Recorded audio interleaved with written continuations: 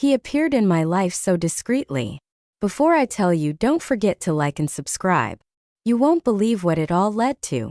My name is Sarah, I'm 36, and after my divorce I lived alone with my daughter for a long time.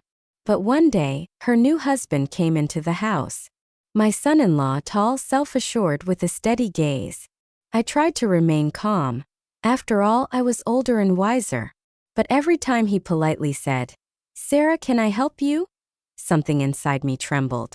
I'd catch myself waiting for his footsteps in the hall, his deep voice behind me, his smile when he looked me directly in the eyes. One evening, he lingered in the kitchen, and I felt his hand lightly brush against mine, as if by accident.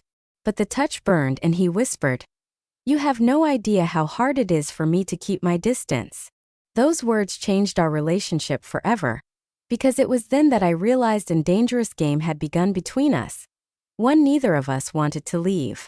I tried to smile and pretend nothing happened, but my heart was pounding so loudly I was afraid he'd hear it. I walked over to the window trying to change the conversation to something ordinary, but he came closer and quietly said, "You know, I think about you more than I should." My hands were shaking. I tried to look calm, but inside I was on fire. I knew this wasn't just about accidental glances or small talk. It had become something more, something forbidden, but unbearably desired. I turned away to hide my embarrassment, but his reflection in the glass still captivated my gaze. He was so close that the air between us felt heavy. "You feel the same way, don't you?" he whispered, almost indecipherably, and those words seemed to rip the mask right off of me. I took a step away, but he managed to touch my hand, and that light touch made me lose all self-control. My heart was beating wildly, and in my chest, there was only one answer I was afraid to say aloud. I took a deep breath, trying to collect myself, but his fingers still held my hand, giving me no chance to get away. He looked me straight in the eyes and waited, and I felt that my silence gave me away more than any words ever could. In the end, I whispered, "Yes, I do." And in that moment, the walls between us seemed to crumble. He gave a faint smile, leaned closer and said intensely, "Then don't pretend anymore." A shiver ran down my spine. I didn't have time to answer. He was already right next to me, and his breath touched my skin. I closed my eyes because I couldn't hold his gaze. Everything inside me screamed that this was wrong, but my body was drawn to him on its own. "You're driving me crazy," he whispered so low that it took my breath away. And I realized that this confession didn't scare me. On the contrary, it felt sweet and exquisitely pleasant. I felt his words envelop me like fire, and I could no longer back away. He gently touched my cheek, and that touch was stronger than any kiss. I was trembling with tension, but I didn't pull away. Instead, I leaned in closer myself. "Tell me you want this too," he said. And in that moment, I knew I could no longer hide my feelings because every moment with him had become a test I didn't want to get rid of. I looked up and met his gaze, which held so much power and desire that it took my breath away. My lips trembled and the words came out, "I do." And in that same second, he pulled me closer. Our bodies touched and the whole world disappeared. There was only the two of us and this feeling that had been brewing between us for a long time. I knew I was playing with fire, but I couldn't and didn't want to stop. He hugged me so tightly that my head spun. I felt his strength and at the same time, the caution with which he held me, as if afraid to hurt me.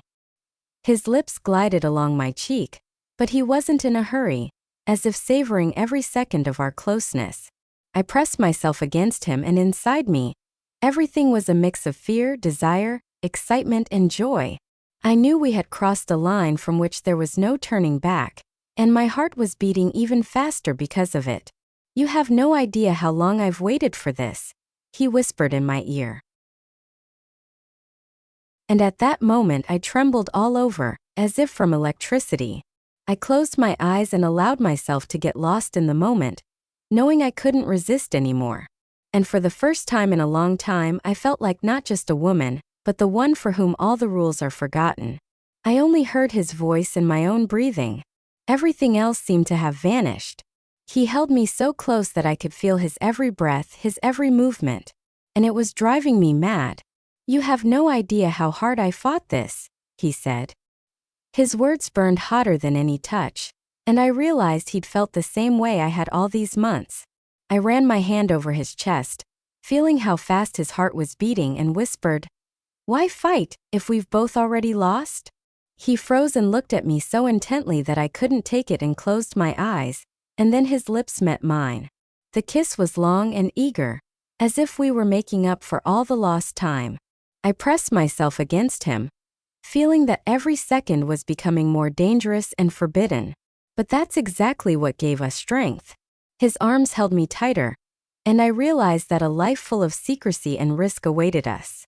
But I couldn't give up this feeling anymore. He didn't let go of me, and the longer that moment lasted, the clearer I understood that everything around us had lost its meaning. I could hear the wind rustling outside the window. Somewhere in the next room, a clock was ticking, but it all seemed so far away, as if it were happening in another reality. The only real thing was his warmth and his eyes, which reflected my own desire. He ran his hand through my hair, paused at the back of my head, and quietly said, "You're my weakness and my strength all at once." Those words went deep into my soul because I knew he'd never said that to anyone else. I felt a tremor run through my body with his every touch, and I no longer tried to hold back. On the contrary, I wanted that moment to last forever. We stood there in the semi-darkness, two adults who should have been strangers, but who were closer than anyone could imagine. And every moment brought us closer to the point of no return. I pressed against his chest, listening to his heart, and realized that in that moment, we were connected more strongly than any promises, more strongly than any prohibitions. I stood with my face in his chest, feeling my whole body fill with a strange calm and at the same time a storm of emotions. He stroked my back slowly, rhythmically, as if he wanted to convince me that I was safe with him now, but every second of that touch only ignited the fire within. "You don't even realize how much you've changed my life," he whispered, and his voice sounded so sincere that it took my breath away.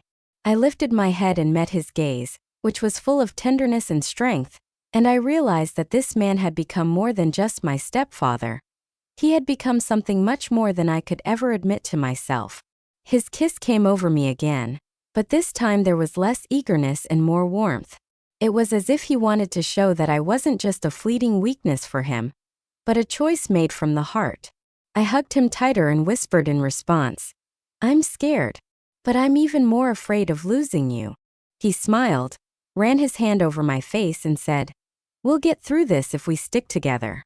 And in that moment I believed him because for the first time in a long time I felt I wasn't alone. That night I couldn't sleep for a long time, lying in my room and remembering every second I had spent with him. My heart would clench with fear and then burst with sweet excitement. I was afraid that in the morning everything would disappear, that he would pull away and pretend nothing had happened. But when I woke up and went to the kitchen, he was already there, calmly drinking coffee. The moment our eyes met, I knew nothing had changed. He gave a slight smile, that same smile that only I knew, and that was enough to make me feel sure of myself. He held out a cup to me and quietly said, "Good morning." Ordinary words, but they held a hidden tenderness that no one else would have heard. My daughter was bustling around nearby.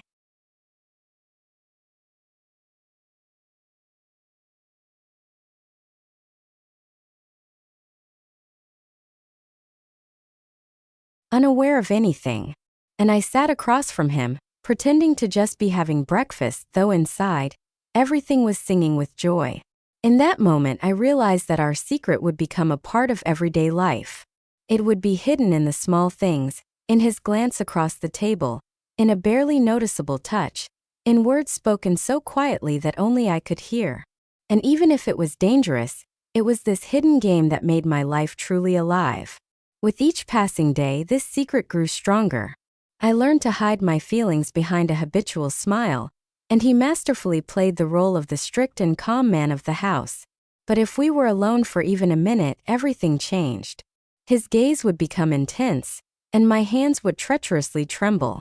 I lived for those moments when a simple "pass the salt" turned into a secret signal, and a light brush of our fingers across the table burned hotter than fire. We knew we were balancing on the edge, that any careless word could destroy everything, but it was that very danger that made our attraction even stronger. And the further we went, the clearer it became. We could no longer return to our old lives, because even ordinary days now belonged to the two of us and our secret. I started to notice how my heart was learning to live in two rhythms. One calm and familiar to everyone around me, and the other, a secret one that belonged only to us. During the day, I could discuss shopping or cook dinner with my daughter, while inside, a fire would ignite from the memory of his gaze or words whispered yesterday. In the evening, the three of us would sit at the table, and he would look as imperturbable as ever. But if our hands so much as grazed each other, a tremor would run through me. At night, when I was alone, I'd find myself missing that tension, those stolen moments.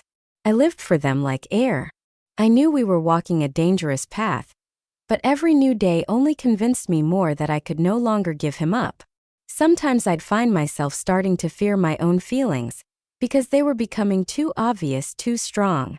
I'd try to distract myself with errands and meetings, but my thoughts would always return to him, to his voice, to his hands, to his ability to remain so calm when I was practically burning up inside.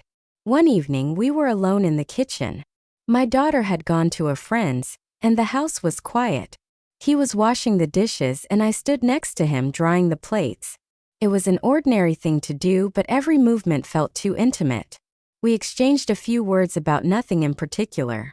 And then he leaned in a little closer and quietly said, "You know I think about you every minute?" I froze, my hands trembling, my throat dry, and I knew I could no longer pretend that this was all just a coincidence. Our secret had stopped being a game. It had become our reality. I looked down, trying to hide my emotions, but he gently took the towel from my hands, forcing me to look up. And in that moment I saw everything on his face: determination, tenderness, fear, and burning desire. He quietly added, "I'm tired of pretending." And those words were like a dam breaking. Everything inside me was a mix of emotions. I stepped closer and he immediately hugged me. His arms were warm and secure. I pressed against his chest and for the first time allowed myself to relax. In that second there were no rules, no prohibitions, only the two of us and a feeling that could no longer be hidden. I knew that tomorrow I'd have to put on the mask again and pretend everything was the same. But this moment was proof that we were no longer strangers, that our lives were now forever connected by a secret that no one could destroy. We stood there for a long time without saying a word, and only the silence of the kitchen and the steady beat of his heart filled the space. I'd catch myself thinking that for the first time in many years, I felt truly alive, as if all the routine around me, the cooking, the cleaning, the conversations about work, had suddenly found meaning just because he was in it. The next morning, I woke up to the smell of coffee, went to the kitchen, and saw him at the stove.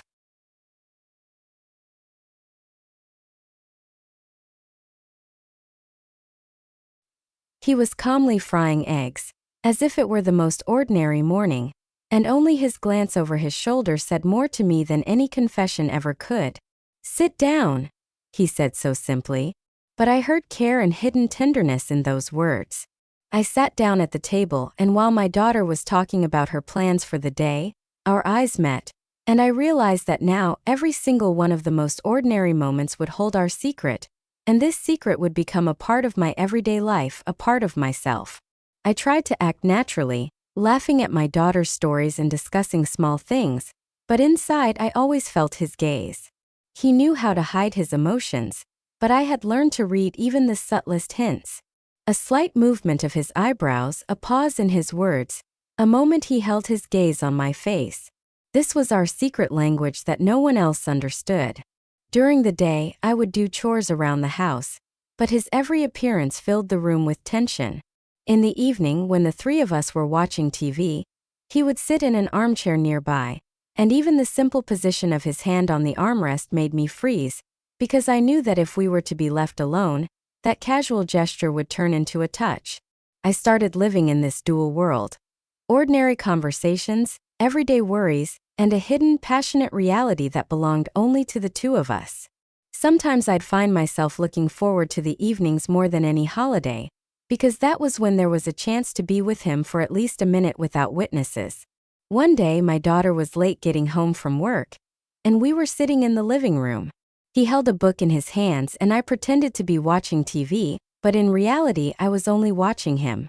When he suddenly put the book down and said, "Aren't you tired of pretending?" I froze because those words reflected everything that was happening in my soul. I didn't know what to say. I only nodded and he came closer and sat next to me. Our hands touched, and in that simple, almost mundane scene, there was more passion than in any confession. I realized that our secret had already become a part of our life, and neither of us wanted to give it up anymore. I felt that moment being etched into my memory. His hand lay next to mine, and the barely noticeable movement of his fingers made my heart beat faster. He leaned in closer and quietly said, "I breathe easier with you." It was a simple phrase, but it sounded so sincere that I couldn't hold back the trembling. I looked at him and understood. We're walking a dangerous road, but we've gone too far to turn back. That evening we continued to sit side by side, barely touching each other. On the outside, everything looked normal, but inside I was on fire, because I knew that the strongest feelings are often hidden in silence. And it was that very silence that became proof for us that we were connected more strongly than we dared to admit. After that evening, I started to notice how even the simplest things took on a different meaning. The cup of coffee he put in front of me in the morning seemed like a confession of his feelings. A casual glance over his shoulder when we passed each other burned hotter than any touch. I would find myself waiting for these little things, living by them as if they were secret signs that no one else could see. And it was in them that our hidden romance was born. We continued to live ordinary lives with family dinners, conversations about work, and shopping trips. But beneath the surface, everything was boiling, and every time he said something simple like, "You look good," his voice sounded so passionate that I wanted to throw off all my masks. At such moments, I realized that true intimacy isn't always in words or actions.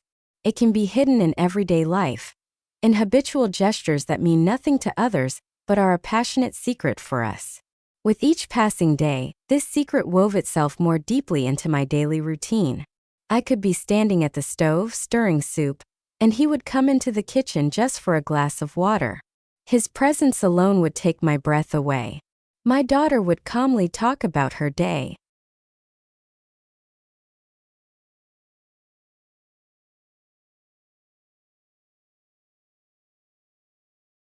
And I would catch his gaze and know that he was only listening to me.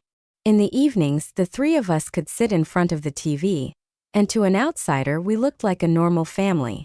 But I'd feel his fingers lightly touch my hand under the blanket, and that innocent movement gave me more fire than any confession could. I began to live in anticipation of these tiny moments that held everything: passion, fear, hope, and an insane tenderness. And the more familiar our roles became to those around us, the more we hid what belonged only to us on the inside. I found myself looking at the world differently more and more often. Ordinary conversations with my daughter, trips to the store, and calls to friends started to feel distant, as if all of it were just scenery behind which our real life was hidden, a life that was only real when he was nearby.